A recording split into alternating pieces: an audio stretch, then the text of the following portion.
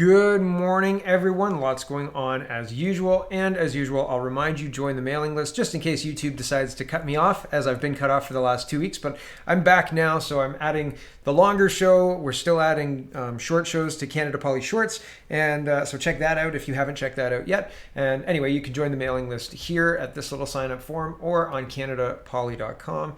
And don't forget to join the forums on CanadaPoly.com. I was scrolling through them this morning, actually. And so there you go. You can join in the conversation. It's good to have more people talking. Yesterday during Speaking Moistly, Greg and I recorded Speaking Moistly, and I can't play this because it's been in my head for the last 24 hours, and it sounds like very Thomas the Tank Engine. Okay, I'll play it a little bit. It's very North Korea. It's very concerning. This is the kind of programming they've spent money on this. The sing-song simplicity of it. They have access to a lot of kids. The government, the UK government, is urging children to sing this song on June 25th. This is worse than V for Vendetta. This is like sussing out the details of V for Vendetta, how they've got children and other people growing into this system and not thinking this is anything odd or anything like that. So here is the British uplifting and just like mindworm song, "We Are Britain and We Have One Dream." It's terrible. It's so terrible. We are Britain and we have one dream, to unite all people in one great team. Strong Britain, great nation. No, that's it, right? And it's very monotonous, droning. If you go through all four, it'll go in a loop in your head forever, and it's just ridiculous. I listened to it just kind of incredulously yesterday, and I thought, this is wrong. And then as I was going to bed, I was like, and humming it. I was like, oh no, what have I done? So apologies. But I want to underline how powerful this messaging is. Like, they've spent money on this. They understand what makes a song stick in your head, and they're marketing this to kids. And we want to. Is it a negative message? I think it's just programming. It doesn't really matter if it's a negative or positive message. I don't think that it's appropriate to do this to target children with this kind of stuff, and they are targeting children with this kind of stuff, right? So I don't like it. I really don't. I think that there's a big problem, and it seems like the more you point out the problem, the more you're outside looking in. Right? If you're not one of the ones singing this, eventually the legions of people singing this will come after you, like they came after Wesley in the game in Star Trek: The Next Generation.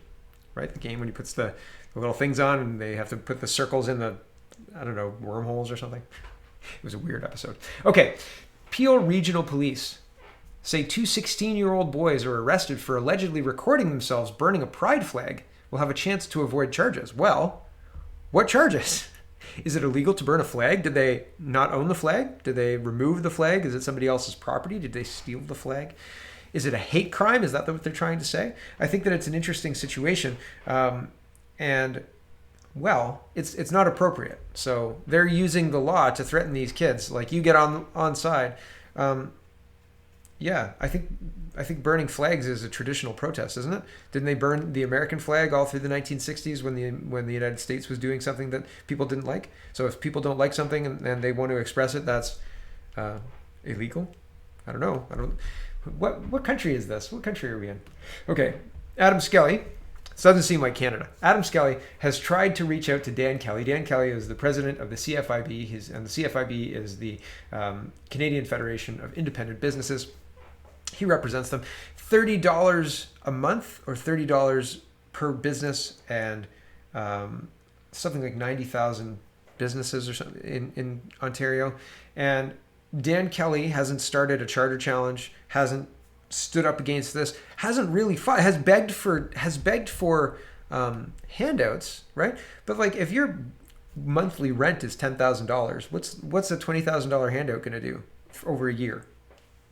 Right? Like, it's not going to do much, right? Especially if you can't open, if you're not allowed to open because the government said, no, you're not allowed to open. That's not really that helpful, right? But begging for better, like, subsidy, better handouts from the government, you can't replace an economy with government handouts. And I say that a lot, but you just can't. But Adam Skelly, Adamson Barbecue, is in the middle of a very strong constitutional challenge, and he's reaching out to Dan Kelly to get access to Dan Kelly's businesses. Why does he want access to Dan Kelly's businesses? It's a pressure campaign, right? If everybody's watching this constitutional challenge, if it's big news, regardless of whether the media covers it, if the CFIB endorses this fight, then all of his members will be paying attention to this ruling and will be understanding the implications of the ruling, right? And so Adam Skelly has written this letter to Dan, and as far as I know, Dan hasn't responded. Adamson Barbecue says, I've tried my best with Dan Kelly, but he won't even respond. Maybe I should start my own business association. Looks like I could have launched 200 plus constitutional challenges in the last year with their revenue, 90,000 members times $30 a month. So it is $30 a month. That's Adam Skelly's numbers. So this is the letter that Skelly wrote to Mr. Kelly. He says, hey, Dan, I implore you to sit down with me or someone on my legal team. The NCQ I filed is the strongest lockdown challenge in the world. The province is running scared. Health ministers won't testify. Judges are being swapped. It's a disaster for them, and they have no leg to stand on. I don't need the CFIB's endorsement or for you to act as an intervener. Please simply cover the story. If 90,000 business owners get their eyes on this, we will shift the narrative in a huge way. The media will have to cover it. The judge will have to think twice on her ruling, knowing that the business world is watching. I will come to you at any time that is convenient for you. I can bring guys to record audio or film. I will cover production. If I'm too hot for you to touch, I'll send my advisor. You can have final say on edit. We don't even have to say Adamson Barbecue, as it has nothing to do... Oh, my mouse is being wonky. Sorry, everybody. Has nothing to do. For crying out loud. It has nothing to do with my restaurant besides the name on the application. Get me anytime at a phone number. And he says, hey, Dan, we received the reply factum from the province today. It's absolutely embarrassing. They call the evidence we brought superfluous and vexatious. They have unlimited resources, yet don't challenge our evidence with their doctors. They ignore the majority of our charter arguments. They're relying on procedural bullshit to dump the case. Clearly, the science does not support lockdowns. Please help me get this in front of your members. With your help getting this to the public eye, we have a strong chance of success. Can we please get on a call to discuss? So it looks like Dan Kelly isn't going to fight for any of his businesses. He's not going to show up for Adam Skelly. He's not going to use his megaphone that people in the business world pay him for to even inform them of this request. That seems odd, doesn't it? Doesn't that seem strange? I asked him this morning on Twitter, hey, Dan, why haven't you responded to Adam Kelly? What's your stance on this charter challenge? I wonder if Dan thinks it's superfluous or vexatious, right? I wonder how much and how far on board Dan is on all this stuff, right? Asking for handouts rather than fighting for your businesses, getting your 12-year-old vaccinated. After all of the madness that, first AstraZeneca was safe, then it wasn't safe, then there were heart problems or blood clot problems, and then over 30s were okay, and now over 12s are okay? So you're like, oh, let's go right now.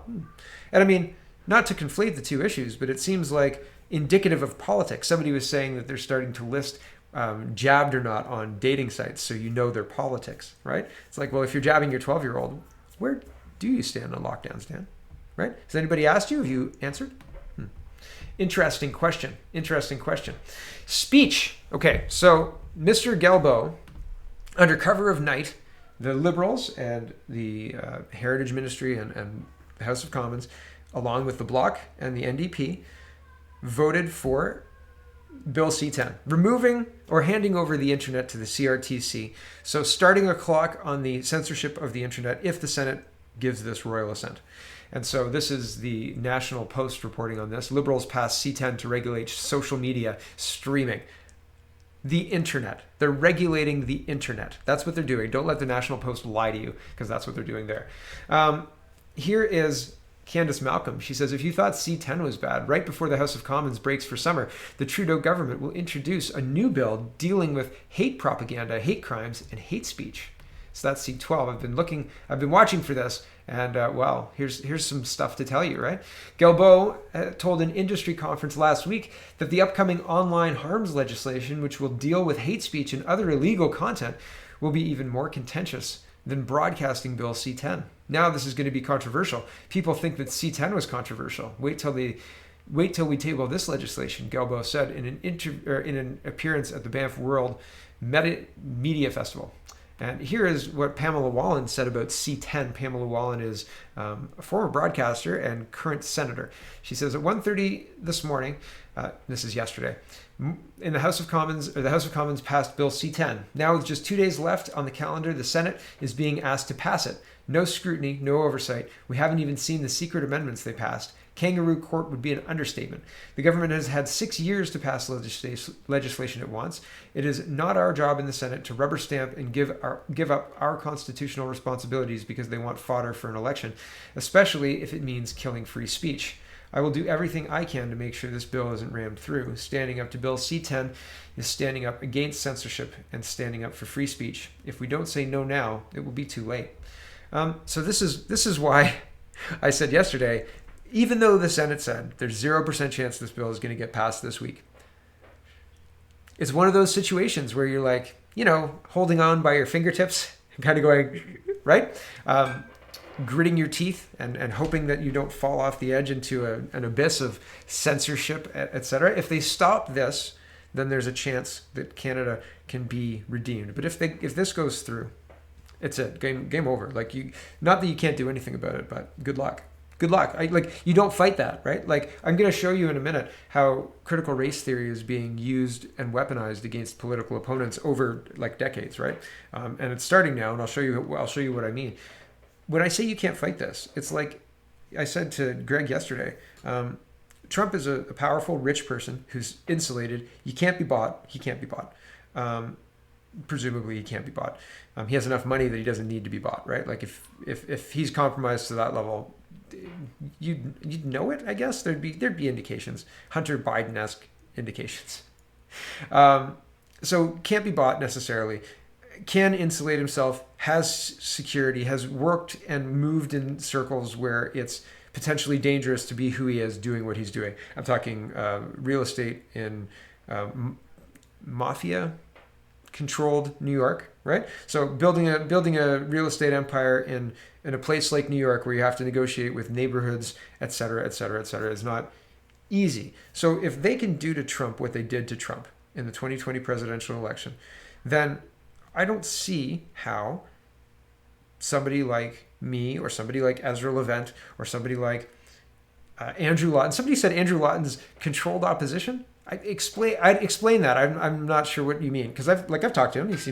He seems legit, above board. I haven't heard anything crazy about him. But I don't follow shows that he does, so I don't know what his position is on most things. But anyway, regardless, I haven't seen him being a controlled opposition. But if they could do that to Trump, why would I believe that here in Canada this time the public, even with the public behind Trump, the public was behind Trump. There was a lot of people.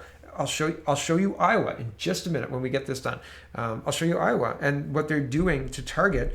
Even if you win, they'll do to whoever wins what they did to Trump, which is bad press, misrepresent what he does, make people hate you for a person that you aren't, and for things that you don't do or haven't done, instead of covering honestly what you do in your accomplishments and what you do accomplish during your time. And people make errors, sure, but by and large, again, I don't want to get into Trump, but the point is, if they could do that to him, why would anybody think that even if somebody could come in and break the spell of what's happening in Canada right now, the media would never let it go.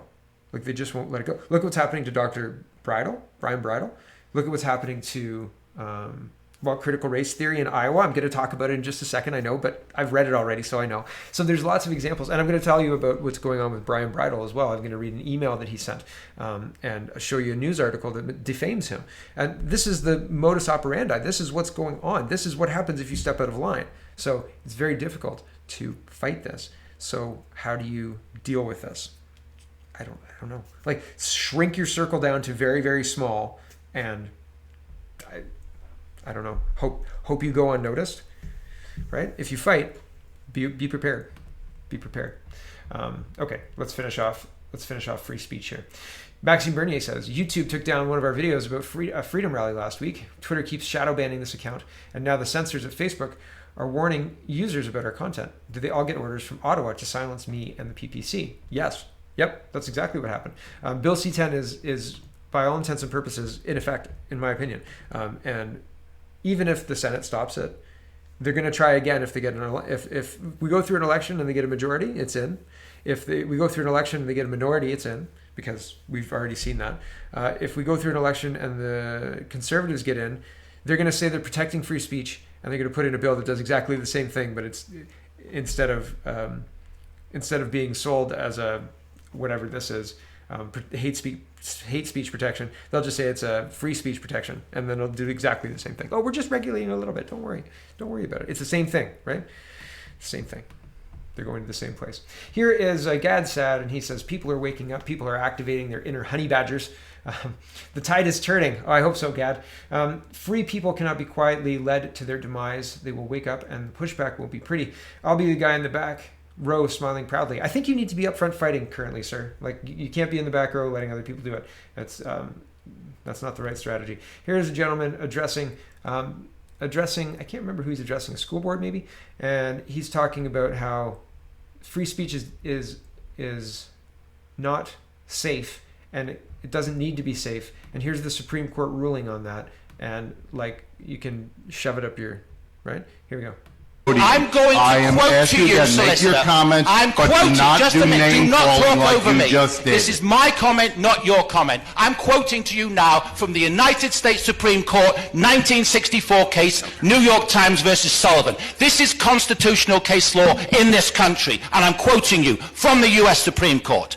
The judges wrote that this nation is founded on the, quote, profound national commitment to the principle that debate on public issues shall be uninhibited, robust, and wide open, and that it may well include vehement, caustic, and sometimes unpleasantly sharp attacks on government and public officials.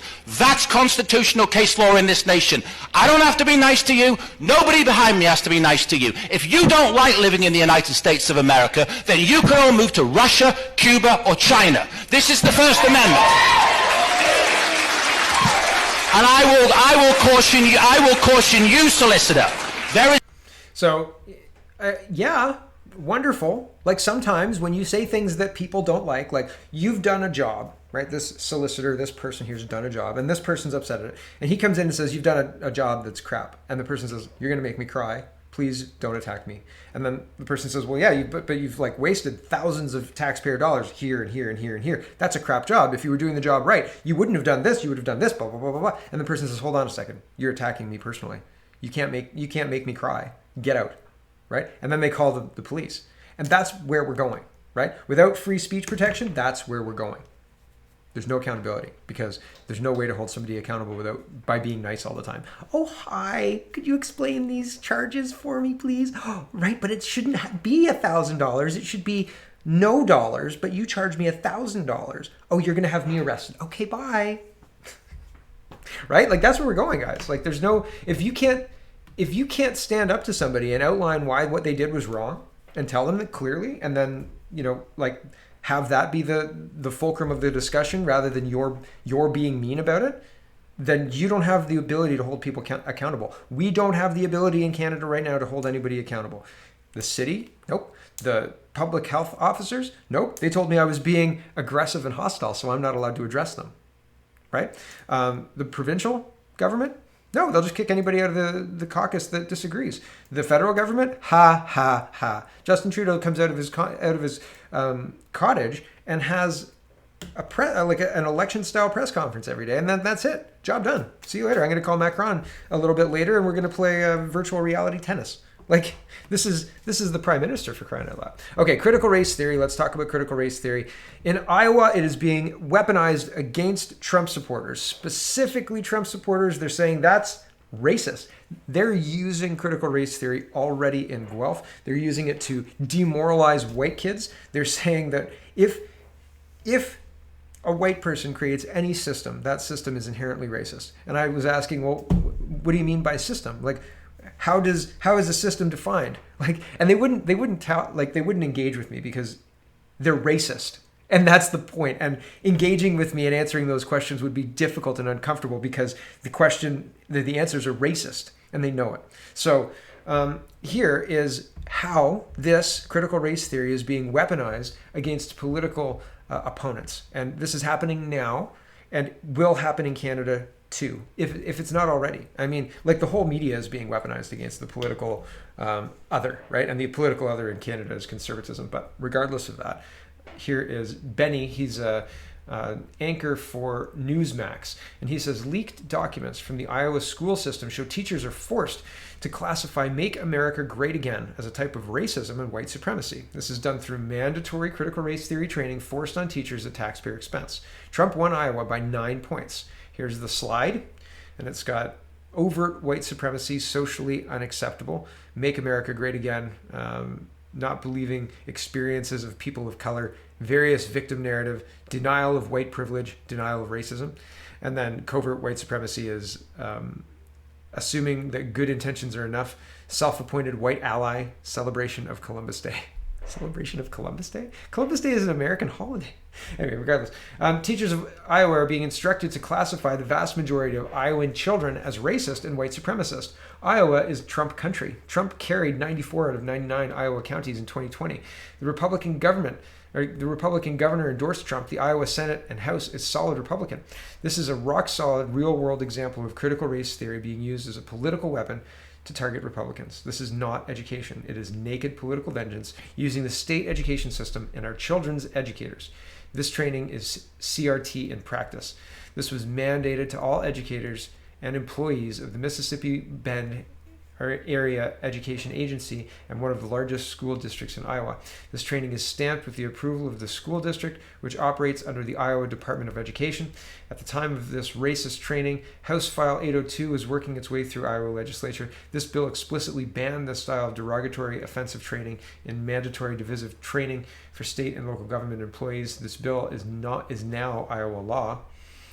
This slide that lists Make America Great Again as white supremacist also lists as racist Columbus Day, American immigration law, mass incarceration, denying white privilege, believing America is post-racial, believing people are part of a human family. Right? Wild. They're trying to make your kids as racist as possible. This is the WND article on the same source, and here is an Iowa county board meeting, I guess, that degenerates into people being arrested because they're upset about critical race theory. And these guys just like take these people out. This guy gets arrested here because he's refusing to leave. He's like, we were just trying to tell these people that like what they're doing is not okay. And then they get arrested. So I'm not going to play this, but go watch it. It's certainly eye-opening because I think I told you about this. Like I told you about this before Trump left office. I read through a thing that said they're going to target white supremacists and they're going to make everybody white supremacists. And I was like, I wonder how they're going to do that. Well, there you go. They're just going to say it and then say, you know, that thing you're doing right now, that's a white supremacist thing. And then they're going to arrest you. And that's it. That's what they're going to do. Critical race theory weaponized, right? Writ large. Okay. So here's Justin Trudeau. And here is, sorry, my mouse is misbehaving. And this has been the last 3 or 4 days. I have a mouse that goes across 2 desktops through Synergy. And I guess one of my computers keeps losing connection, but this is a new problem and I don't know how to troubleshoot it properly. So sorry for the quick aside, but there you go. Okay, so recently, Justin Trudeau and, well, the Liberals were raked across the coals because the Public Health Agency of Canada has not produced documents that have been requested by the House of Commons. And this is a problem because the House is the supreme kind of entity, not the ruling party at the time. The House demanded this of the public health. The public health doesn't have the authority to say no. Michael Chong is a sitting MP, and he's a CPC MP. He's close to me, actually. And he says, Mr. Trudeau and his ministers courageously throwing Mr. Stewart under the bus have been steering clear of the case, Winnipeg Free Press editorial. So this is going in depth about what Trudeau is doing to keep this paperwork secret. Now, this is paperwork outlining why the 2 scientists, Cheng and Chi, I think, or Ki, were removed from the Winnipeg lab and walked out. And the Liberals are saying, well, this is a national security issue and we can't talk about this. So the Liberals are throwing the president of the public health agency under the bus and making him not hand over the files. So here is Blacklock's reporter saying MPs seek warrant for China files. Execs shamed in-house. So MPs yesterday demanded that a warrant be issued for confidential files that would explain why the public health agency granted security clearance to Chinese scientists at a federal lab. Agency President Ian Stewart yesterday appeared at the Commons for a public shaming over his refusal to reveal or to release the records. If this House doesn't respect its own orders, who will? Indeed, who will? And here is Trudeau is trying to say that Parliament is a place of obstructionism and toxicity. So they're saying that the Conservatives are obstructing Parliament, so we need to go to an election. Trudeau said the admonishment of PHAC President Ian Stewart, who led the agency through the COVID-19 pandemic, was done for purely partisan political purposes. It was to get the documents, actually. And the documents that are still pending, by the way. People want to see the documents. And we're going to show you in a minute why. But I wanted to show you what the National Post is saying. The National Post is not saying we need the documents. The National Post is saying the Liberals have accused Parliament of becoming toxic to its minority agenda, while the opposition Conservatives say Canada's institutions are broken under Trudeau's government, finger pointing that fuels growing speculation voters could soon head to the polls. Prime Minister Trudeau and his ministers are calling out Conservatives for using procedural delay tactics to stop votes from happening on outstanding pieces of legislation, which time is ticking on to pass before the House of Commons breaks for summer on Wednesday. So I think that it's interesting that that's the framing that Trudeau and the National Post are trying to give this. It's those obstructionists, those conservative obstructionists. But no, here's Michael Chong. And this is him giving an impassioned plea to the Speaker, talking about how if we don't listen and follow through with the orders that are stated and made in the House of Commons and realize that the Parliament is the supreme parliamentary democracy. Parliament is the supreme entity, not the governing body, not the governing party, regardless of minority, majority, whatever. Anyway, he makes an impassioned plea. He says, then we've lost our parliamentary majority if we ignore these orders. And so here is Michael Chong. I'm going to play this as long as it makes sense. I think it makes sense. I'm about halfway through. I think it makes sense to play it for at least maybe a minute and a half. It's a worthwhile speech. Go check it out. But here is a taste of it. Here we go. Mr. Speaker, the situation in front of us is rapidly evolving. Away from a situation where the government is simply refusing to provide documents related to the termination of Dr. Chu and Dr. Chang and related to the transfer of materials from the Winnipeg National Microbiology Laboratory to the Wuhan Institute of Virology, to a situation that's much, much more serious, that involves the rule of law. The rule of law is such a sacrosanct part of the trinity of our principles, of a belief in democratic institutions, a belief in human rights and liberty, and a belief in the rule of law, that the 1982 Charter of Rights and Freedoms put it into its preamble, that this country recognizes the supremacy of the rule of law. And this government is seriously undermining that rule of law with its flagrant disobedience to the four orders of this elected chamber. And Mr. Speaker, there are two strong precedents in recent years to support the orders of this House and its call for documents. One is the case that has been referred to many times, which is Speaker Milliken's ruling of 2010 that made it clear that this is the grand inquest of the nation, that this chamber has an unfettered, absolute right to call for the production of papers, full stop. And we have a more recent example, 2.5 years ago, in the Mother Parliament of the United Kingdom, where the Conservative British Prime Minister of the day defied Parliament and said she would not release the Attorney General's solicitor-client protected opinion on the Irish backstop in relation to the Brexit deal. She refused to hand over those documents, and the House found her in contempt and ordered that her Attorney General come to the House with the documents. Which Attorney General Geoffrey Cox did. Because the British government understood the importance of the rule of law and the importance of Parliament and the importance of democracy. And that is why this government cannot be allowed to get away with this flagrant defiance of 4 orders of this House. I'll leave it there because that's a good kind of breaking point. Yeah, good point, Mr. Chong. Thank you for passionately speaking against the travesty of the tyranny that we're experiencing in our House of Commons. They've usurped it. They've taken it away from us. It is no longer a House of the people. It is currently a House of decree, and that is not appropriate at all. And Canadians are not subjects to be ruled over. We are participants in a democracy, right? And we want to be treated that way. So it is very frustrating to have government arrogantly ignore us. Jagmeet Singh says, when you send New Democrats to Ottawa, we fight for you. And he gives 15 seconds of how they fought for him. It's interesting that he keeps propping up this government that wants to take away your free speech on the internet, right? Wants to censor your internet, wants to remove your rights. It's interesting that Jagmeet says and believes maybe that he's fighting for you. I'm not going to play his video because, well, I just don't have time for that. 15 seconds? Whew, ain't nobody got time for that. Orwell's Canada says, any comment on this, Jagmeet Singh? Isn't that your brother-in-law? The Punjab government says they seized a huge cache of foreign-made pistols and arrested a weapons smuggler, Jagjit Singh, allegedly linked with Pakistan terrorist outfits and anti-India pro-Khalistani elements based in the USA, Canada, and the UK, operating on the directions of blah, blah, blah, blah, blah. So you've got a picture here of the brother-in-law and then the guy who was arrested.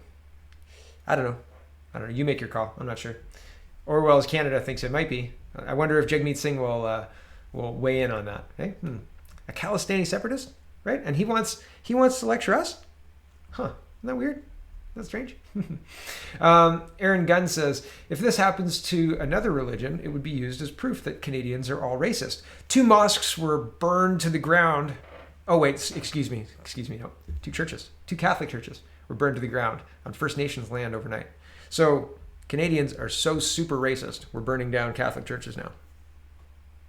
You see the problem here? And it's very interesting as well. Do you remember when Notre Dame burned? Remember when that was happening all across France? Yeah, right?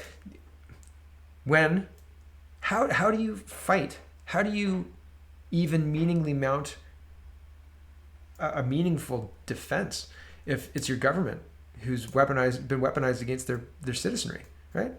I don't know. I don't know the answer to that question, but it seems like we're going to need an answer sometime soon. And that's not great. That's not good at all. Don Martin says, I have a feeling this minister will be shuffled as soon as the House rises this week. The PM can only defend the indefensible for so long with an election in the coming, right? With an election soon. Saijan's office trying to exert control over investigations, military ombudsman says. So I think listen, this government has lurched from scandal to scandal to scandal. I think they thrive on scandals. And the fact that everybody just kind of like blinks like they're looking into the sun when you start talking about it. Because like I've said before, if you can explain something in 2 hops, then you're gold. Pretty much 2 hops is great. If you can explain something in 3 hops, you might get some people.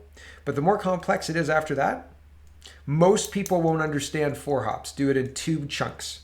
Understand this to understand this. Okay, remember when I told you about that? Now, what about this and this? This also happened. So when you've got complicated situations like this, it's like sliding down a hill very fast and there's lots of trees. If you hit a tree, then you might have a break for a minute, but you hit a tree, so that's terrible. But you have to get down the hill and you're going to continue sliding, right? Life is fast and it gets faster. But people forget and they're in crisis. So this government doesn't care about crisis. They care about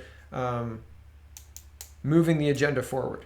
And that's what they're doing. That's what Harjit's done and he's doing. And if a couple of eggs gets broken, well, you got to break some eggs to make an omelet, right? So, and I'm not justifying the terrible governance that we've got. I'm saying that this Liberal government doesn't care and they're going to continue doing exactly what they're doing because the Canadian public doesn't seem to care.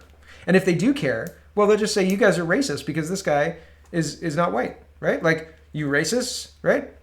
So, I mean, like, I'm not endorsing him and I'm not endorsing what they're doing, but I'm just trying to explain or how I rationalize what I'm seeing from this government, from scandal after scandal after scandal after scandal, is that they just don't care. They don't care. You only get shuffled out if you do something horrendous, like Jody Wilson-Raybould when she dared to say no to Prime Minister Trudeau, right? Like, that's the only time you get shuffled out. So, do you think Harjit said no? Nope. I don't think he's going anywhere. So they're so afraid that there's an election on the horizon that they want to ban the People's Party of Canada from the election debates already. Do you think Craig Kielburger's still on the election commission? Right? The election debate commission? I think they are. I think he is, right? This is on Wikipedia. It's still active. But I searched for the 2019 debate commission. So it's Leaders Debate Commission. Not 2019, but that's what I searched to get it. But yeah, Craig Kielburger. So Dave Johnson, the former Governor General of Canada, is the commissioner. Michael Cormier is the executive director. I thought there was a monk person, like a monk debate person on here, but anyway, it doesn't matter. Craig Kielburger is Craig Kielburger is on this body that made this decision yesterday, and the decision is parties now need at least 4% support to join an election debate, says the commissioner, right? The Leaders Debates Commissioner and former Governor General David Johnson announced the eligibility rules on Tuesday. So checkmate, right? There you go. You just got to have 4%. That's it, right? Is it just 4%? I don't know.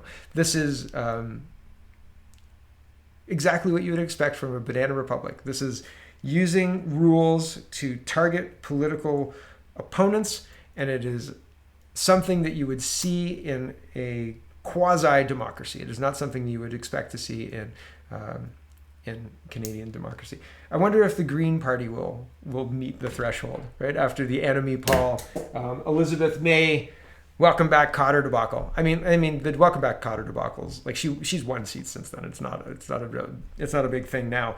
But I think that you can't take a party seriously. Like, she got drunk and then started playing Welcome Back Cotter after Omar Cotter. And like, that's just tasteless. Just completely, you can't take the party seriously after that. Like, come on.